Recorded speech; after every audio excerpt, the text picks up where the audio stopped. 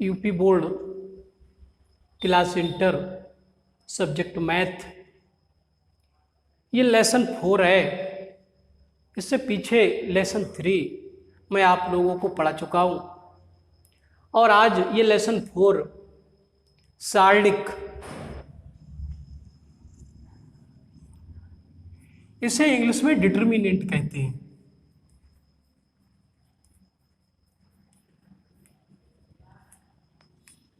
Determinants, आज हम determinants के बारे में अध्ययन करेंगे। इसको अध्ययन करने के लिए मैं आपको यहाँ पर दो चरों वाले रैखिक समीकरण के माध्यम से थोड़ा समझाना चाहूँगा। जैसे हमारे पास दो समीकरणें हैं, दो चरों वाले। एक समीकरण है a1x plus b1y is equal 0। ये दो चरों वाला रैखिक समीकरण है। इसमें एक चर x है, एक y है, तो दो चर है इसमें। ये कोई समीकरण एक है।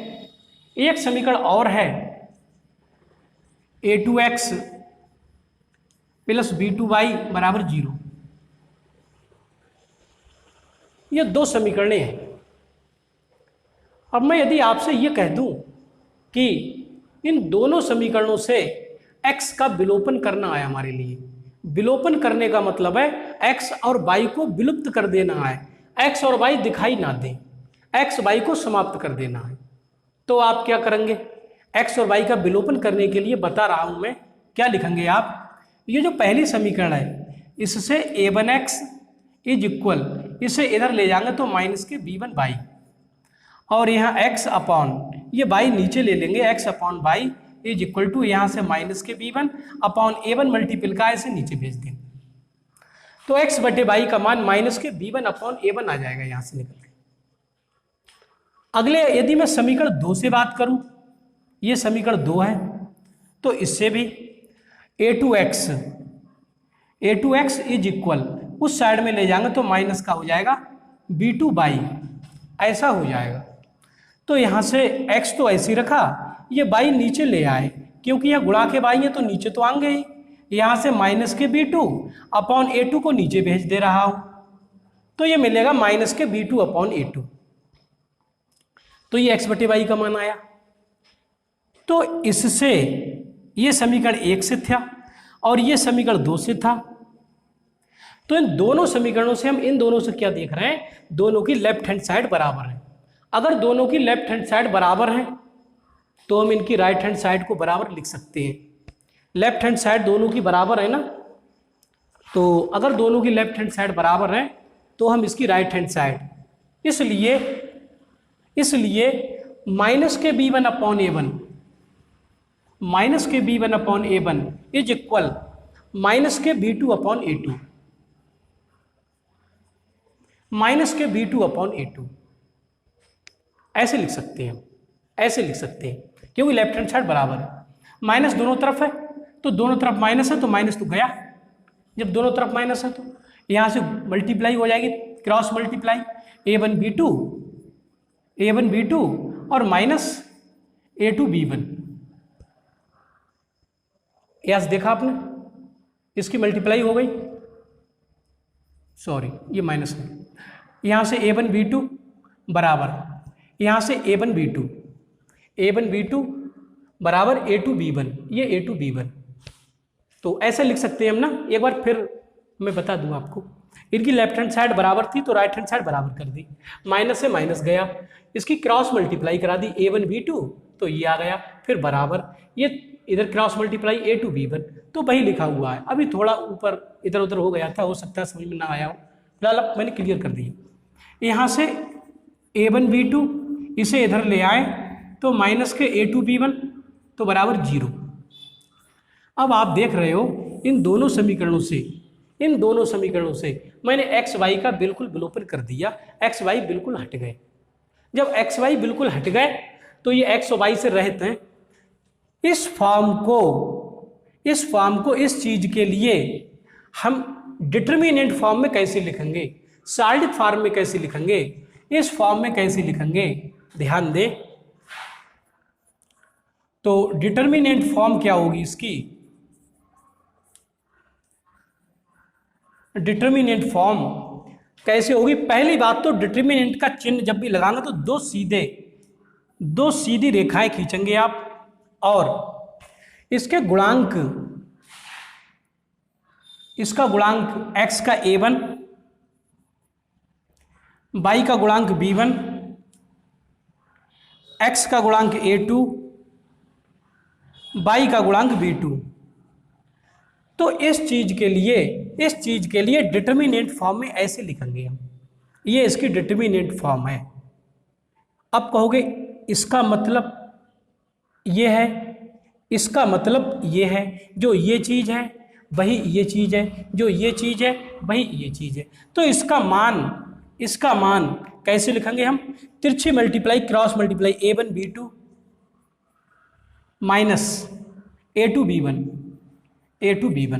तो इस डिटर्मिनेंट का मान ये होगा, मतलब ये और ये एक ही चीज है। तो इन दोनों समीकरणों से जब हम x y का विलोपन करेंगे तो हम इन गुणांकों की सहायता से एक फॉर्म बनाएंगे जिसे डिटर्मिनेंट फॉर्म कहेंगे इसकी, और इसका मान यही होगा। तो जब भी कोई डिटर्मिनेंट ऐसा होगा तो उसको हम इस रूप में परिभाषित करेंगे, इसको इस तरीके से एक्सपेंड करेंगे, इसका एक्सप्लेनेशन इस तरीके से करेंगे, इसका प्रसार ऐसे करेंगे। ये बात समझ में आई। अब मैं एक उदाहरण दे रहा हूं, उदाहरण से आपको क्लियर होगा। जैसे हमारे पास कोई एक सारणिक है, इसे मिटा दे रहा हूं इधर, या इधर लिखे दे रहा हूं। हमारे पास एक सारणिक है, हम एलिमेंट है 3 4 5 और 6। अब हम कहेंगे साहब इसका मान बताओ, इस डिटर्मिनेंट का मान बताओ। तो इस डिटर्मिनेंट को कैसे लिखेंगे, इस डिटर्मिनेंट को सबसे पहले ऐसी गुणा होगी a1 b2। तो a1 b2 का मतलब क्या हुआ, 6 3 18, फिर माइनस, फिर a2 b1 ऐसी मल्टीप्लाई हो a2 b1। तो a2 b1 का मतलब है यहाँ पर मतलब है 4 5 20। तो इस डिटर्मिनेंट का मान आ जाएगा -2, इस डिटर्मिनेंट का मान होगा -2। तो इस तरीके से इसका एक्सप्लेनेशन करेंगे, इस तरीके से इसका प्रसार करेंगे जब भी एक्सपेंड करेंगे। और एक एग्जाम्पल के तौर पर मैं यहाँ लिख दूँ 1 2 3 4। तो इसका प्रसार कैसे करेंगे, इसका प्रसार यही लिखेंगे a1 b2 minus a2 b1। मतलब पहले ऐसी मल्टीप्लाई a1 b2 फिर माइनस फिर a2 b1। तो इसमें भी ऐसी मल्टीप्लाई होगी, 4 1 4 माइनस 3 दूनी 6। तो 6 में से 4 घट जाएगा तो माइनस का 2। तो ये वैल्यू आ जाएगी इसकी डिटर्मिनेंट की। अब ये 2/2 का डिटर्मिनेंट था, इसमें 2 रो थी और 2 कॉलम थे, 2/2 का है डिटर्मिनेंट। तो ये 3/3 का भी हो सकता था। अब मैं 3/3 के बारे में बात करूंगा। तो आपने ध्यान दिया, ये जो समीकरण थी जब हमने इनमें x y का विलोपन किया तो हमने डिटर्मिनेंट फॉर्म में a1 b1 a2 b2 लिख दिया। इसमें तो 2 चर वाले रैखिक समीकरण थे, अब मैं 3 चरों वाले रैखिक समीकरण लिख रहा हूँ, 3 चरों वाले। इसे नोट कर लेना और इन उदाहरणों को भी लिख लेना। तो इस तरीके से हम इसका प्रसार किया करेंगे। आगे देखें, ध्यान दें। अब मैं 3 चरों वाले रैखिक समीकरण लिख रहा हूं।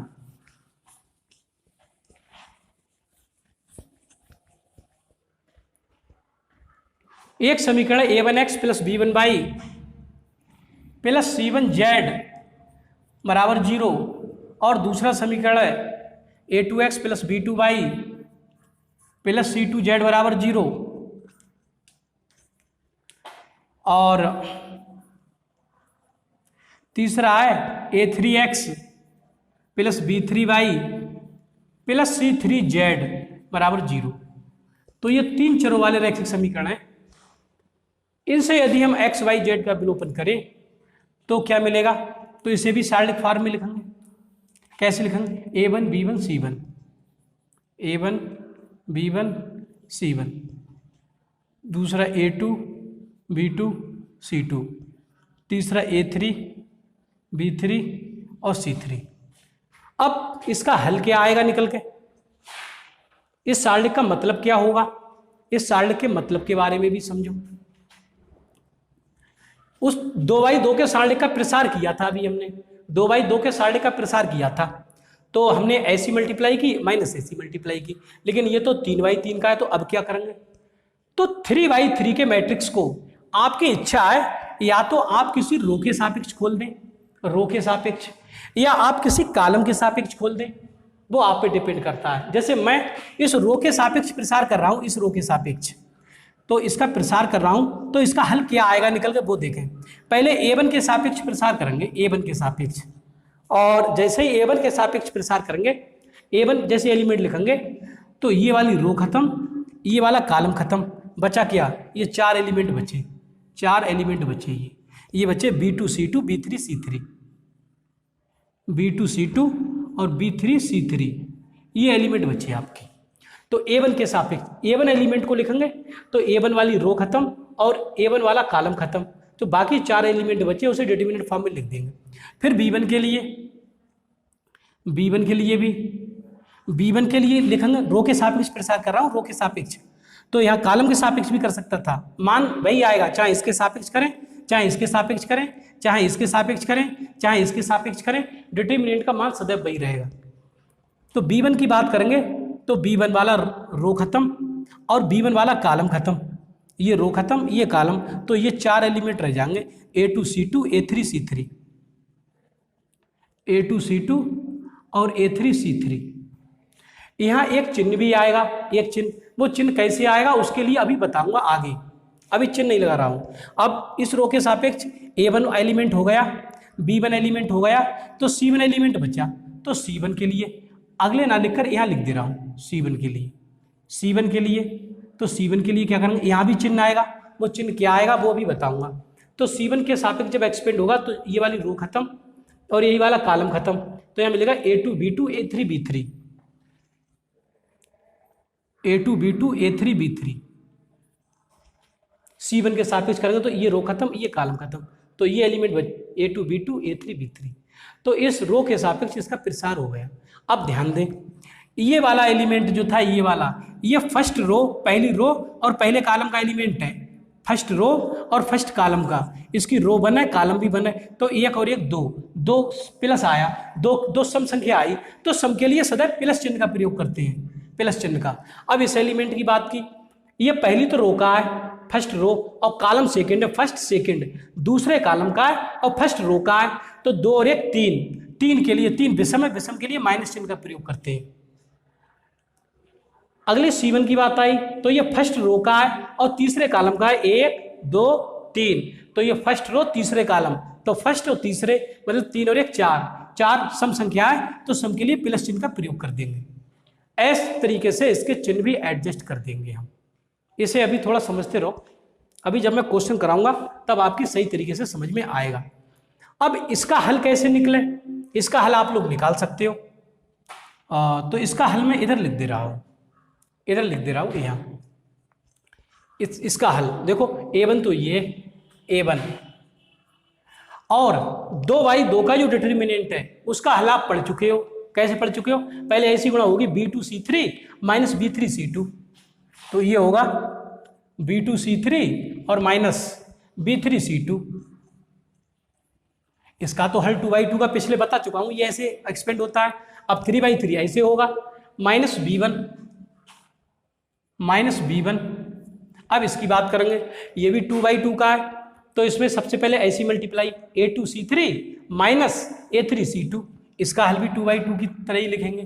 तो यहाँ से A2 C3 और माइनस A3 C2,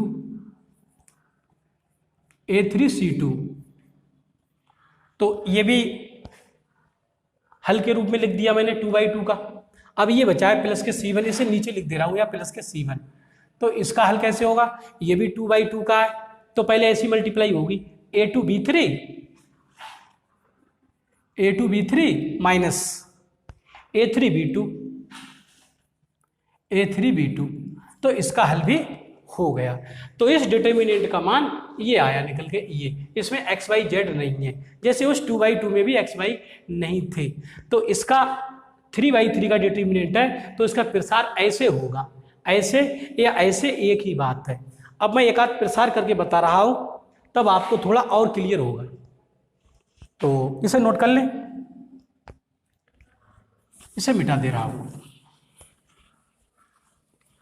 चैप्टर के प्रारंभ में प्रसार ही हैं, केवल पहले प्रसार करना ही सीखो, उसके बाद इसकी प्रॉपर्टियों के बारे में हम पढ़ेंगे।